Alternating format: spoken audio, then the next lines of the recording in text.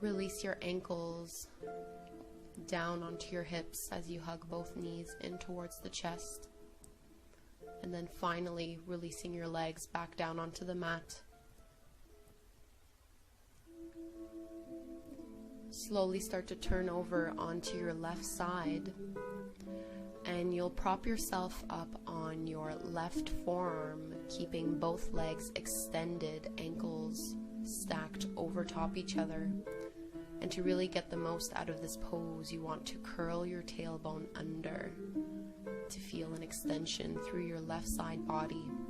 If staying down on your forearm isn't enough, you can always prop yourself up and come onto your palms, just keeping a micro bend in your elbow so that you're not locking it, and making sure that both shoulders are rolling down away from your ears. And you can let your head hang heavy towards your left shoulder here to get a bit of a neck extension through the right side.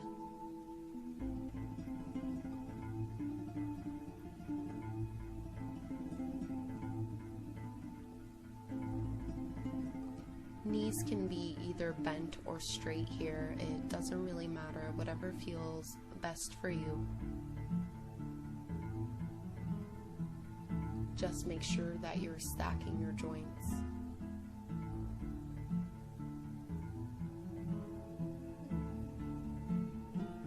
And breathing space through your side body.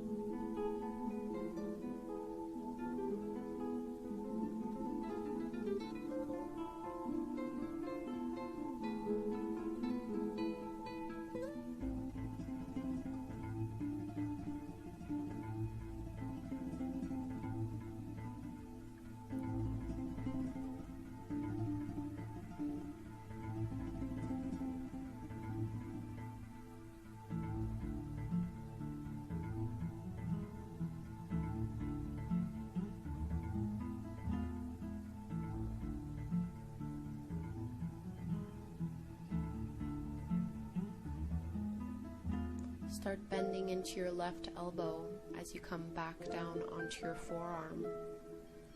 Moving slowly, turning onto your belly. Switching sides. As this time you come onto your right forearm and stack your left leg over top your right, and you can choose to stay in this first variation if it's more comfortable for you. Otherwise, you're welcome to straighten out your right elbow, coming directly onto your palm, making sure that you're rolling your shoulder blades down your back and feeling the extension come through your right side body.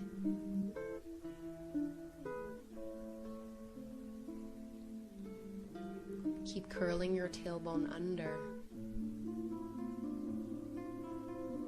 protecting your lower back,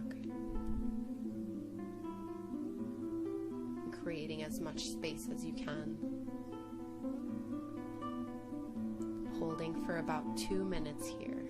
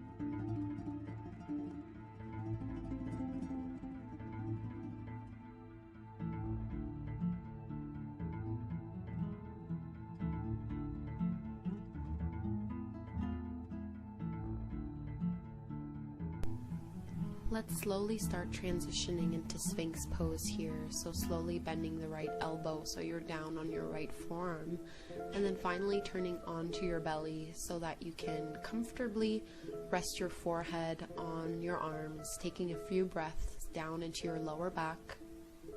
And we'll take the time to set up the feet by really making sure that your legs are firmly planted in the ground with your big toes touching. And then you can start propping yourself up on your forearms, making sure that they're shoulder width distance apart.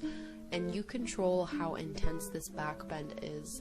So the further in you bring your elbows, stacking them underneath your shoulders, the more intense the angle of the back bend will be.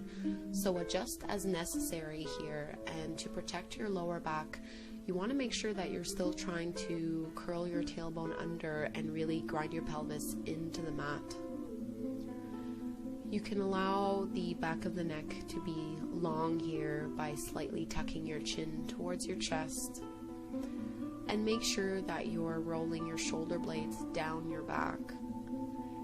Instead of trying to focus on height here, feel as if you could pull your heart in between your shoulders. You have the option of coming into seal pose instead of Sphinx, and you just do that by pressing your palms into the mat and slowly starting to lift your elbows off of the mat, still by keeping a micro bend so that you're not locking your joints. And you can adjust your stance here, walking your hands closer or further, depending on how intense you want this to be.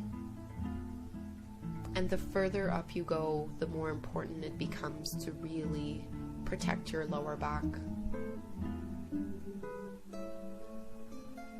So again, focus on lengthening instead of going up high.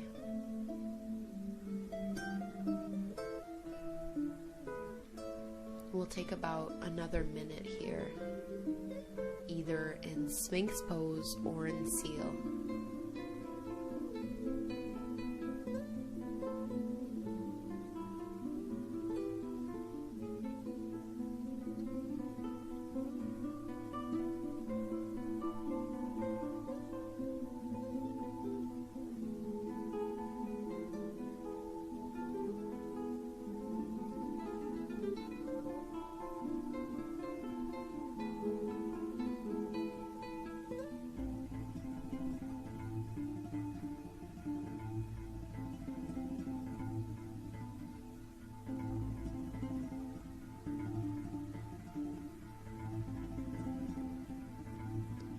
You can allow your head to be heavy here as you relax your neck, or you can simply keep your head in a neutral position, whatever feels best for you.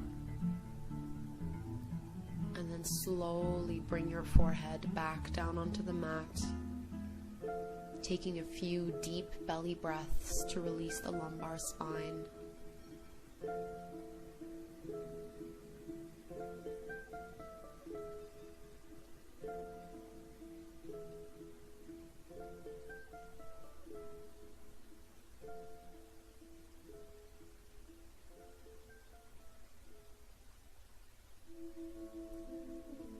Bring your palms alongside your ribs and push your way back into a wide-legged child's pose to release the lower back further. So you'll be bringing your big toes to touch, knees come a little bit wider than your hips, maybe as wide as your mat, and then slowly fold down. You can allow your forehead to rest down onto the mat, onto stacked fists, or maybe down onto a block if the floor feels a little bit too far away. Alternatively, if you find that your hips are really high up off of your heels, you can always place a block in between your ankles before setting your hips down. Whichever variation of this pose works for you, make sure that you're bringing all of your attention to your breath, sending it all the way down to your belly, to your lower back, down into your sacrum and pelvic floor, and allow your heart to melt in between your shoulders as your chest comes closer and closer towards the mat. Shoulders are still rolled away from the ears.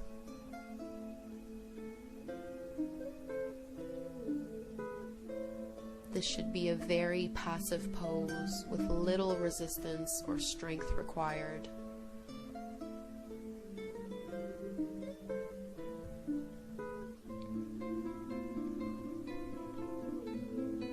And we'll stay here for about 1 more minute.